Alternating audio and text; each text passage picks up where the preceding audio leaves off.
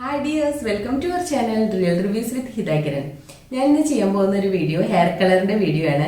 ഇപ്പൊ hair കട്ടിങ്ങിന്റെയും hair സ്പായുടെ video എല്ലാവരും കണ്ടു കാണും അല്ലേ? അപ്പൊ ഇനി ഇതിൽ ഹെയർ കളർ ചെയ്യാനാണ് പോകുന്നത്. അപ്പൊ ആ ഒരു വീഡിയോ ഞാൻ നിങ്ങൾക്കായിട്ട് എടുത്തിട്ടുണ്ട്. അപ്പൊ എല്ലാവർക്കും വീഡിയോയിലോട്ട് സ്വാഗതം. ഹെയർ കളറിംഗ് ചെയ്യാൻ പോകുന്നതിന് മുൻപുള്ള എന്റെ ഹെയർ എങ്ങനെയാണ് എന്നാണ് ഞാൻ കാണിക്കുന്നത്. അപ്പോഴാണല്ലോ നിങ്ങൾക്ക് before and after comparison easy ആവുള്ളൂ. എന്റെ ഹെയറിന്റെ എൻഡ് ഞാൻ ഓൾറെഡി കളറിംഗ് ചെയ്തിട്ടുണ്ട്. അതിന്റെ ഷോർട്സ് ഞാൻ ഈ ചാനലിൽ ഇട്ടിട്ടുണ്ട്. ഹെയർ ഹൈലൈറ്റിംഗ് ചെയ്യുന്ന പ്രോസസ്സാണ് ഞാൻ ഈ വീഡിയോയിൽ കാണിക്കുന്നത്. ഹെയർ സ്പായും ഹെയർ കട്ടും ചെയ്ത വീഡിയോ നിങ്ങൾ കണ്ടിരിക്കുമല്ലോ. കാണാത്തവർക്കായിട്ട് വീഡിയോയുടെ ലിങ്ക് ഐക്കാർട്ടിലും ഡിസ്ക്രിപ്ഷൻ ബോക്സിലും ഇടുന്നുണ്ട് കേട്ടോ. ആ സെയിം പാർലറിൽ തന്നെയാണ് ഞാൻ ഈ പ്രോസസ്സും ചെയ്യാൻ പോകുന്നത്. ഷാമ്പുവും കണ്ടീഷണറൊക്കെ ഉപയോഗിച്ചിട്ട് ഹെയർ നന്നായി വാഷ് ചെയ്തു. അതിനുശേഷം ഹെയർ ഡ്രൈ ചെയ്തു. ആ ഡ്രൈ ചെയ്ത ഹെയറിലാണ് ഹെയർ ഹൈലൈറ്റിംഗ് ചെയ്തിട്ടുണ്ടായിരുന്നത്. ഹെയർ ഹൈലൈറ്റിംഗ് ചെയ്യാനായിട്ട് ഒരു കളർ ചൂസ് ചെയ്യേണ്ടതായിട്ടുണ്ടായിരുന്നു. 6.4 നമ്പറുള്ള ഡാർക്ക് കോപ്പർ ബ്ലോണ്ട് ആണ് ഞാൻ ചൂസ് ചെയ്തിട്ടുണ്ടായിരുന്നത്. എന്റെ മുടി ഓൾറെഡി കളറിംഗ് ചെയ്തത് കൊണ്ട് തന്നെ പ്രീലൈറ്റിംഗ് എന്നൊരു പ്രോസസ്സും ചെയ്യേണ്ടതായിട്ടുണ്ടായിരുന്നു. അതിനു വേണ്ടിയിട്ട് യൂസ് ചെയ്തത് 30 വോളിയം ഡെവലപ്പർ ആണ്. ഈ 30 വോളിയം ഡെവലപ്പർ ഇപ്പൊ നിങ്ങൾ ഈ കാണാൻ പോകുന്ന ബ്ലോണ്ടർ പൗഡറിലോട്ട് മിക്സ് ചെയ്യുന്നു. മിക്സിംഗ് റേഷ്യോ എക്സ്പീരിയൻസ്ഡ് ആയിട്ടുള്ള ബ്യൂട്ടീഷ്യനോ അല്ലെങ്കിൽ ഹെയർ കളറിസ്റ്റിനോ ആണ് അറിയാൻ പറ്റുന്നത്.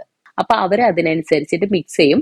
അങ്ങനെ മിക്സ് ചെയ്തതിന് ശേഷം ഒരു 2 മിനിറ്റ് റെസ്റ്റ് ചെയ്യാനായിട്ട് വെച്ചിട്ടുണ്ടായിരുന്നു. എക്സ്പീരിയൻസ്ഡ് ആയിട്ടുള്ള ബ്യൂട്ടീഷ്യന്റെ അടുത്തോ അല്ലെങ്കിൽ ഹെയർ കളറിസ്റ്റിന്റെ അടുത്തോ ഒക്കെ ചോദിച്ചു കഴിഞ്ഞാൽ ഓരോരുത്തരുടെയും സ്കിൻ ടോണിന് ചേരുന്ന തരത്തിലുള്ള ഹെയർ ഹൈലൈറ്റിംഗ് കളേഴ്സ് അവർ ചൂസ് ചെയ്ത് തരും കേട്ടോ. നിങ്ങൾക്ക് എല്ലാവർക്കും അറിയുന്ന അലുമിനിയം ഫോയിൽ പേപ്പർ ആണ് കേട്ടോ ഈ കാണുന്നത്. ഹെയർ കളറിംഗ് ചെയ്യുന്ന സമയത്ത് ക്രീം അപ്ലൈ ചെയ്തിട്ട് ഹെയർ സെക്യൂർ ആക്കി വെക്കുന്നതിനാണ് ഈ ഷീറ്റ് യൂസ് ചെയ്യുന്നത്. എത്ര സ്ട്രിപ്സ് ആണ് ഹെയർ കളറിംഗ് ചെയ്യേണ്ടത് അതിനനുസരിച്ചിട്ട് ഫോയിൽ പേപ്പർ കട്ട് ചെയ്തിട്ട് എടുക്കണം. അതിനുശേഷം ഹെയർ പ്രീലേറ്റിംഗ് ചെയ്യാനായിട്ട് മിക്സ് ചെയ്ത് വെച്ചിരിക്കുന്നതിലേക്ക് 6.4 നമ്പർ ആയിട്ടുള്ള ഡാർക്ക് കോപ്പർ ബ്ലോണ്ട് എന്ന ട്യൂബിലുള്ള പേസ്റ്റ് ആഡ് ചെയ്തു. പിന്നെ നന്നായിട്ട് മിക്സ് ചെയ്യാണ് ചെയ്തിട്ടുണ്ടായിരുന്നത്. ഈ മിക്സിംഗ് റേഷ്യോ കറക്റ്റ് ആയിട്ടില്ല എന്നുണ്ടെങ്കിൽ നമ്മുടെ ഹെയർ ഡാമേജ് ആയി പോവാൻ സാധ്യതയുണ്ടെന്നാണ് കേട്ടോ പറഞ്ഞത്. നന്നായി മിക്സ് ചെയ്ത് കഴിഞ്ഞതിന് ശേഷമുള്ള ആ പേസ്റ്റ് ആണ് ഡയറക്റ്റ് ആയിട്ട് മുടിയിലോട്ട് തേച്ച് പിടിപ്പിക്കാനായിട്ട് പോകുന്നത്. അപ്പൊ അതിനു വേണ്ടിയിട്ട് മുടി നെറുകയിൽ നിന്നും 2 സൈഡിലോട്ട് ചീകി മാറ്റി. അതിനുശേഷം വലത്തെ ഭാഗത്തെ സൈഡിലെ മുടിയിൽ നിന്നും ഹൈലൈറ്റിംഗ് ചെയ്യാനുള്ള ഹെയർ എടുത്തിട്ട് അതിന് താഴെ ഫോയിൽ പേപ്പർ വെച്ചു. അതിനുശേഷം മിക്സ് ചെയ്ത് വെച്ചിരിക്കുന്ന ആ പേസ്റ്റ് നന്നായിട്ട് ഹെയറിലോട്ട് തേച്ച് പിടിപ്പിച്ചു. എന്നിട്ട് വളരെ സെക്യൂർ ആയിട്ട് മടക്കി വെച്ചു. അതുപോലെ എവിടെയൊക്കെയാണോ ഹൈലൈറ്റിംഗ് ആവശ്യമായിട്ട് വന്നിട്ടുണ്ടായിരുന്നത് അവിടെയെല്ലാം ചെയ്തു. കളർ അപ്ലൈ ചെയ്തപ്പോൾ സ്കാൽപ്പിൽ നിന്നും ഏകദേശം 1 ഇഞ്ച് താഴെയാണ് കേട്ടോ ചെയ്തത്. കാരണം എന്റെ ഹെയറിൽ ഉപയോഗിച്ചിട്ടുണ്ടായിരുന്ന 30 വോളിയം ഡെവലപ്പർ സ്കാൽപ്പിൽ ടച്ച് ചെയ്യാൻ പാടുണ്ടായിരുന്നില്ല എന്നാണ് പറഞ്ഞത്. ഈ ഒരു വീഡിയോയില് ഡിസ്ക്ലെയിമർ ആയിട്ട് തന്നെ പറയട്ടെ, ഞാൻ ഈ വീഡിയോ ചെയ്തത് എന്റെ ഹെയർ കളറിംഗ് എക്സ്പീരിയൻസും എനിക്ക് അവർ പറഞ്ഞു തന്ന ഇൻഫർമേഷൻസും ആണ്. ഈ വീഡിയോ കാണുന്ന നിങ്ങൾ ഓരോരുത്തരും എക്സ്പീരിയൻസ്ഡ് ആയിട്ടുള്ള ബ്യൂട്ടീഷ്യന്റെയോ ഹെയർ കളറിസ്റ്റിന്റെയോ സാന്നിധ്യത്തിൽ മാത്രം ഹെയർ കളറിങ്ങോ ഹെയർ ഹൈലൈറ്റിങ്ങോ ചെയ്യാൻ ഉദ്ദേശിക്കുന്നുണ്ടെങ്കിൽ ചെയ്യണം. കാരണം ഓരോരുത്തരുടെയും ഹെയറിന്റെ ടെക്സ്ചറും സ്ട്രക്ചറും എല്ലാം വ്യത്യസ്തമായിരിക്കും. അതുകൊണ്ട് തന്നെ പ്രൊസീജിയേഴ്സിലും ആ വ്യത്യസ്തത കാണും കേട്ടോ. ഇപ്പൊ ക്രീം അപ്ലൈ ചെയ്തുകൊണ്ടിരിക്കുകയാണ്. അതിനിടയിൽ ഞാനൊരു കാര്യം പറയട്ടെ. എന്റെ ഹെയർ സസ്റ്റൈൻ ട്രീറ്റ്മെന്റിന്റെ വീഡിയോ കണ്ടപ്പോൾ ട്രീറ്റ്മെന്റ് കഴിഞ്ഞ് 1 വർഷത്തിന് ശേഷമുള്ള ഹെയർ എങ്ങനെയുണ്ടെന്ന് കമന്റിൽ ചോദിച്ചിരുന്നു. അതിനുള്ള ഉത്തരമാണ് ഇപ്പൊ നിങ്ങൾ കണ്ടുകൊണ്ടിരിക്കുന്നത്. ഇതുപോലെയാണ് കേട്ടോ എന്റെ ഹെയർ ഉള്ളത്. ഇനി അടുത്ത വീഡിയോയിൽ ഞാൻ 1 വർഷത്തിന് ശേഷം ഫോളോ അപ്പിന് പോയത് കാണിക്കുന്നുണ്ട്. അത് കാണണമെങ്കിൽ മറക്കാതെ ഈ ചാനൽ സബ്സ്ക്രൈബ് ചെയ്തേക്കണേ. അങ്ങനെ മുടിയുടെ വലതുഭാഗത്തു നിന്നാണ് ക്രീം അപ്ലൈ ചെയ്ത് തുടങ്ങിയത്. ബാക്ക് സൈഡിലെത്തി ഇടത്ത് സൈഡിൽ വരെ എത്തുന്നതോടുകൂടെ ക്രീം എല്ലാം അപ്ലൈ ചെയ്ത് കഴിഞ്ഞു. ഓരോ ക്രീമും നമ്മുടെ ഹെയറിൽ പിടിക്കാനുള്ള ഡ്യൂറേഷൻ വെവ്വേറെയാണ്. എന്റെ മുടിയിൽ മുൻപ് കളർ ചെയ്തത് കൊണ്ടും ഞാൻ ഉപയോഗിച്ച ക്രീമിന്റെയും അടിസ്ഥാനത്തില് ഹെയറിൽ കളർ പിടിക്കാനായിട്ട് എനിക്ക് ഏകദേശം 35ഓളം മിനിറ്റ് ആണ് സമയം വേണ്ടി വന്നത്. അതിൽ ആദ്യം ക്രീം അപ്ലൈ ചെയ്ത മുടിക്ക് അനുസരിച്ച് ഓരോ സ്ട്രിപ്പും അഴിച്ചു നോക്കിയിട്ട് കളർ വന്നിട്ടുണ്ടോ എന്ന് ഉറപ്പുവരുത്തുന്നുണ്ടായിരുന്നു. ഫോയിൽ പേപ്പർ എടുത്ത് മാറ്റി നോക്കിയപ്പോഴും എന്റെ ഹെയറിൽ ക്രീം ഇരിക്കുന്നതായിട്ടാണ് കണ്ടത്.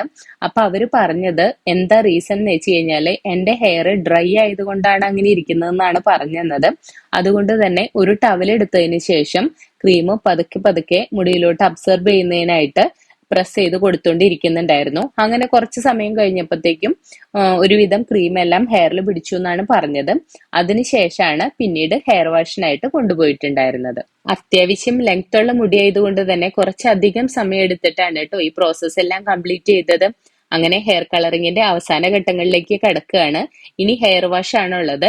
ഹെയർ വാഷ് എന്ന് പറയുമ്പോൾ നമ്മുടെ ഹെയറിൽ തേച്ചു പിടിപ്പിച്ചിട്ടുള്ള ക്രീം എല്ലാം നന്നായിട്ട് കഴുകി കളയണം. അതാണ് ഇപ്പൊ ചെയ്തുകൊണ്ടിരിക്കുന്നത്.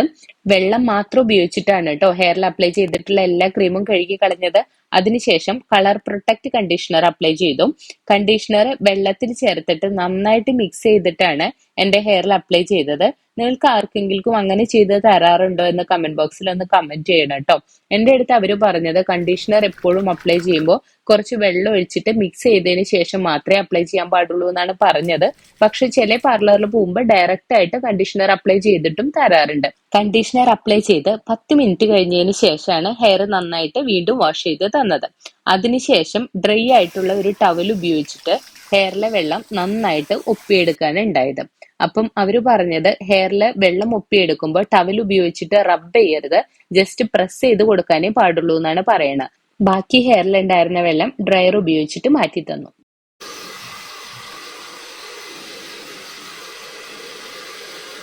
പ്രൊഫഷണൽ സലൂണുകളിലൊക്കെ പോയി കഴിഞ്ഞാൽ അവർ അവിടെ വെച്ച് തന്നെ മുടി നന്നായിട്ട് സ്റ്റൈൽ ചെയ്ത് സെറ്റ് ചെയ്ത് തരും. പക്ഷെ ഇവിടെ അങ്ങനെ ഉണ്ടായിരുന്നില്ല. ഇത് ഞാൻ വീട്ടിൽ പോയതിനു ശേഷമാണ് സെറ്റ് ചെയ്തത്. ഇപ്പൊ നിങ്ങൾക്ക് റിസൾട്ട് കാണാൻ പറ്റും. ഇനി നിങ്ങൾ ബിഫോറും ആഫ്റ്ററും കമ്പയർ ചെയ്തിട്ട് എങ്ങനെയുണ്ടെന്നൊന്ന് പറയണേ. കമന്റ് ബോക്സിൽ കമന്റ് ചെയ്യണം. എല്ലാവർക്കും ഇന്നത്തെ വീഡിയോ ഇഷ്ടമായല്ലോ. വീഡിയോ ഇഷ്ടമായെങ്കിൽ മറക്കാതെ ലൈക്ക് ചെയ്യണം, ഷെയർ ചെയ്യണം, സബ്സ്ക്രൈബ് ചെയ്യാതെ കാണുന്നവരൊന്ന് സബ്സ്ക്രൈബ് ചെയ്തേക്കണം കേട്ടോ. തൊട്ടടുത്തുള്ള ബെല്ലൈക്കണും പ്രസ് ചെയ്യണം. അപ്പൊ എല്ലാവർക്കും അടുത്ത നല്ലൊരു വീഡിയോ ആയിട്ട് വരുന്നവരെ ബൈ.